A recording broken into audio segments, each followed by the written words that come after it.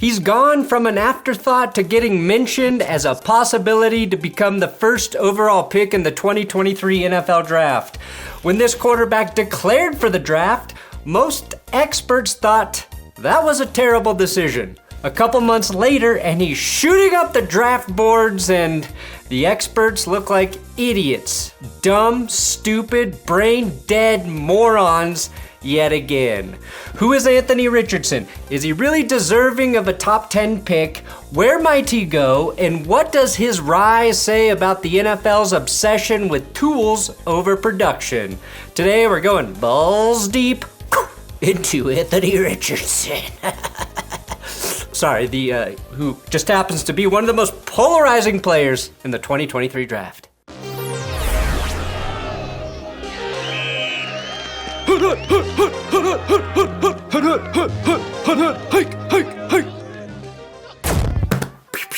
You know the drill. Subscribe here or I cease to exist. Today's episode is brought to you by True Classic. No, not my beard, which is a true classic, my clothes. True Classic is a premium apparel brand for men's activewear, loungewear, and outerwear. So don't settle for poorly made, ill-fitting shirts. You know the ones that you swim in and hate? I recommend True Classic because of their true fit sizing approach. I'm in that weird size between small and medium. Some call it schmedium. I call it totally normal, regular guy size. It's really hard for me to buy shirts that fit well online until I use the True Fit's Find Your Fit option to get these tees.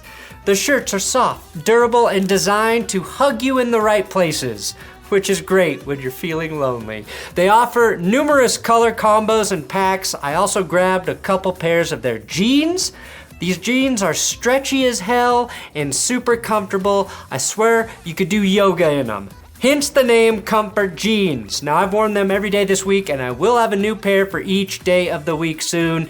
Check them out with my link below for 25% off your entire order with my code GOODSPORTS. TrueClassicTees.com/sports. And you can build your entire wardrobe with my discount link. Let's get a little bit of background on the man in question. Florida quarterback Anthony Richardson, aka AR-15, aka Tony Dixon. Now, it's not a surprise that Richardson committed to the University of Florida given that he played at nearby Eastside High School in Gainesville, a short Gator Ride away from campus. Yes, I went to Florida recently and they do ride alligators for transportation. It's actually safer than driving a self-driving Tesla. I also know if you aren't indoors during a hurricane, you can just hide inside your gator's mouth. That's the safest place to be. This mofo knows not to mess with Sir Joseph's dirt. Now, despite appearing in 4 games his true freshman season, Richardson was able to redshirt in 2020, but only started a single game in his second year in 2021 while he backed up Emory Jones. The Gators lost his lone start that season, but decided to roll with him heading into 2022, giving him the nod for 12 games that season. Now, his first start of the 2022 season, Richardson and the Gators knocked off number 7 ranked Utah, a team that would go on to beat USC twice, win the Pac-12, and go on to the Rose Bowl. Even though the rest of the season really didn't go as planned, finishing just 6-6, that was a signature victory in the first week of the season. Richardson didn't do a ton through the air, throwing no touchdowns, but also no picks, but he added 100 yards and 3 touchdowns with his legs. So that's pretty significant. Now there's one play where Richardson stepped up in the pocket, saw a little bit of daylight, and then cruised for a 45-yard touchdown. And I say cruise because he looks like he's not even trying as he outruns everyone on the defense. I was at about 6 there. You don't want to see me go to 10. Regarding that particular play, one AFC scout told ESPN, "I remember the first time I saw that game, there was so much hype on Richardson coming into the year that you're almost expecting him to struggle to live up to it. Then that happened, and you're like, damn, this dude can play." That's how I imagine all scouts talk. Now, I get why scouts have to remain anonymous because they don't want to tip their team's interest on certain players in the draft. But it's kind of funny that their secrecy gets treated like they're former mafia members. Anyways, all that goes to show that a guy like him can have a higher floor than you think because of the extra dimension he adds to the running game. I mean, where would the Eagles have been in the Super Bowl if Jalen Hurts couldn't run? They still lost, I know, but it would have been so much worse. Patrick Mahomes also runs a lot as well. He just does all of it behind the line of scrimmage. It's becoming a more essential tool for teams betting on young quarterbacks for early success. In the 2022 season as a whole, Richardson threw for just 17 touchdowns, 9 picks, and added 9 more rushing touchdowns to his total. But here's where everyone starts to divide themselves with his evaluation. Oh, the almighty completion percentage, which was definitely a problem. He only connected on 54% of his passes, and that's rounded up. Those passing numbers would have definitely been good enough for an NFL MVP in 1981, but it's 2023. Quarterbacks are completing 75% of their throws these days. His percentage ranked him at 105 out of 113 FBS QBs. Now, college football and the NFL are both football, but they're also vastly different. The reason you can bet on athletic talent is because being a productive college QB without great athleticism fails just as much as the opposite. Kyle Trask, okay, also a Florida QB, threw 43 touchdowns in 2020 for the Gators for 4,283 yards with a completion percentage of 68.9. And nobody thinks he's going to be the guy moving forward for the Buccaneers. To succeed with Richardson, you're betting you can help him complete 2 to 5 to 6 more passes per game. Pretty damn feasible when you think about it. And what his combine did show was an arm that can make all of the throws. It's going to be about fine-tuning that in terms of consistency with placement. Now, despite their reputation as a college football blue blood, Florida hasn't really had the talent or coaching to compete in the SEC as of late. Kyle Pitts and Kadarius Toney departed for the NFL, and they haven't really found anyone of that caliber to fill those spots. Also, I'd like to point out that Kadarius Toney has 1 more career touchdown than Kyle Pitts and 5 fewer games, which feels impossible, but is somehow true. Now, during his first full year as a starter, Richardson was, it's fair to say, inconsistent at best as a passer. A lot of weird decision making, plenty of missed throws and missed opportunities. But that's going to get a pass ultimately because of what he can do. And by that, I mean he's got a cannon, a fucking cannon for an arm. He's a great runner and he can extend the play. These are all qualities that are currently at a premium in the NFL. If you can do all of that, coaches and GMs will talk themselves into the idea that they can fix everything else. You can make someone more accurate, but you can't turn an okay athlete into a freak athlete. Yet. One day, science will figure out a pill that makes Mac Jones run a 4.2 40 and bench 35 reps at 225, and we'll all be fucked. You might as well call it the Josh Allen factor, because although it took a couple of years, the Bills, and of course Allen himself, were able to turn the Wyoming quarterback into a consistent passer, which coupled with his A-plus athleticism have turned him into an annual MVP candidate. Josh Allen threw 35 touchdowns for 4,200 yards and rushed for 762 yards last season, all with a jacked up elbow. And we were like, Josh Allen kind of regressed this year. I mention that to point out that expectations are a weird thing in the NFL. And the good news for Richardson is because his production in the passing game was low, he will almost certainly be a success early in the league. Here's another big factor for Richardson. He's only 21 years old. He'll be 22 by the time the season starts, but that gives him a big leg up on fellow SEC quarterback Hendon Hooker, who's 25 years old, or Georgia QB Stetson Bennett, who just joined the AARP. He's also different from Bennett in that he wasn't playing with the most talented team in college football. Far from it. In fact, and unlike Hooker, Florida asked Richardson to survey the entire defense rather than the one-read system that Tennessee used. He did 3, 5, and 7-step drops at Florida. That's all stuff that you don't see as much in college football anymore, but is still a staple of the NFL.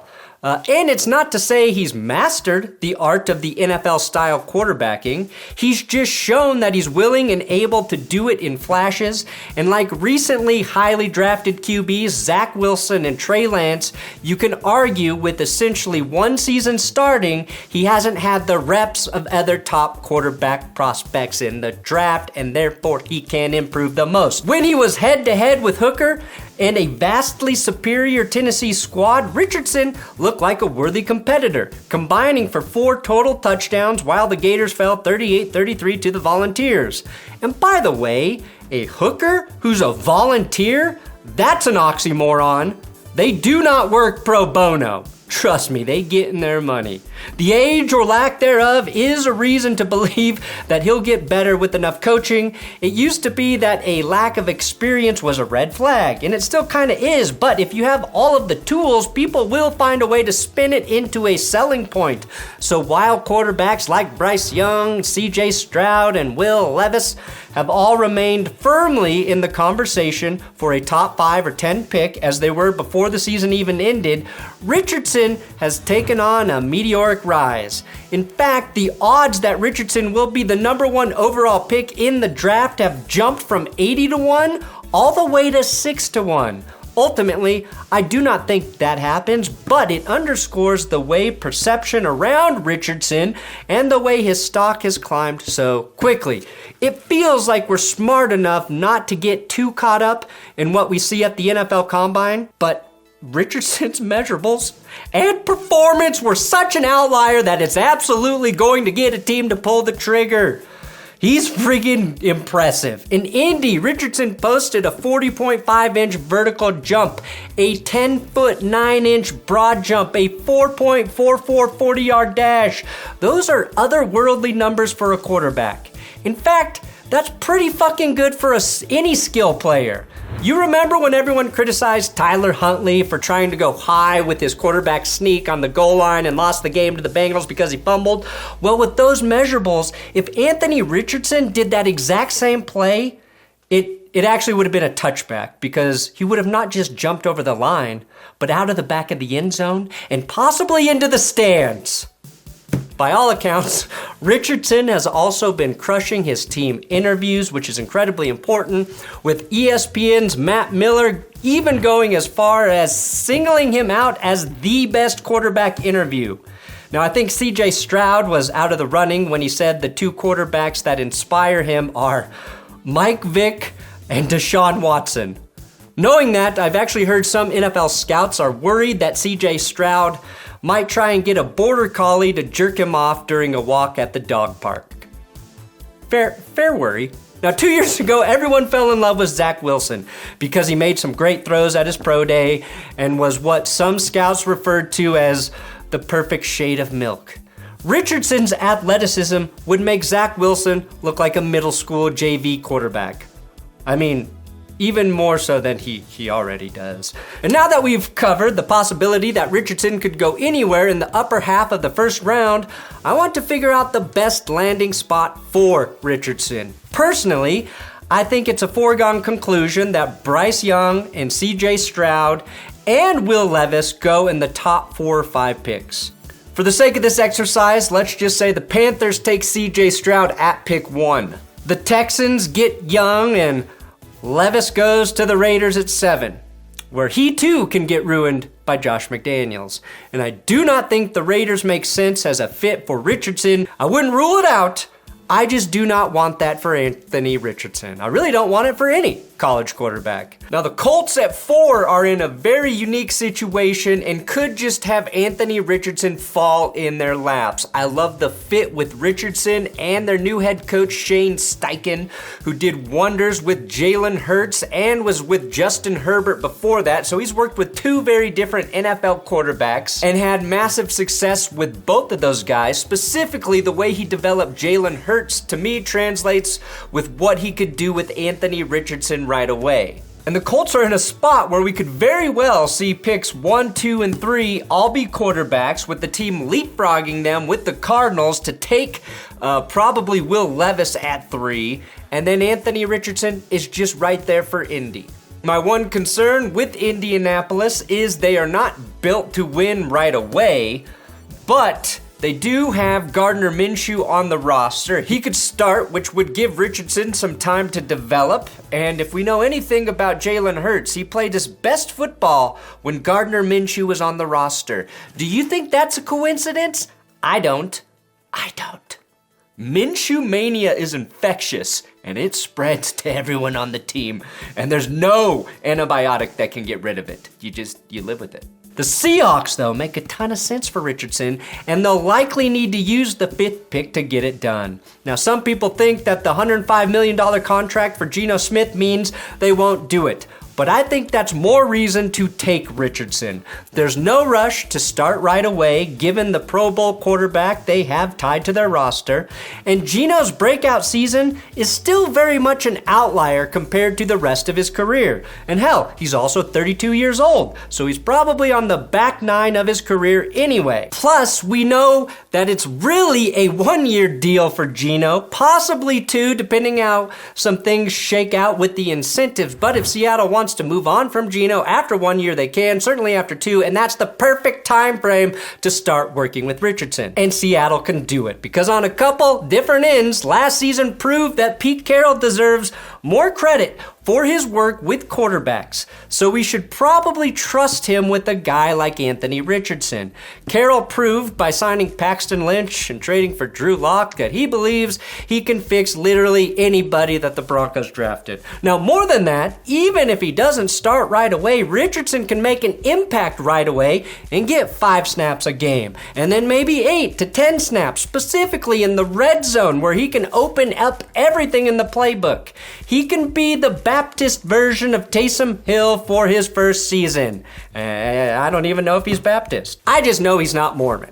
That I know. Which leads me to my next team. My dream scenario is Richardson going to the Lions at 6. Now, Jared Goff is the guy for 2023. Perfect. He earned that opportunity, and I'm not trying to oust Goff. But to have the 6th pick with a guy like Richardson possibly sitting there is an opportunity you should not pass up on. They have a rising star at offensive coordinator in Ben Johnson, who chose to go back to Detroit, and they were already one of the best red zone offenses last year.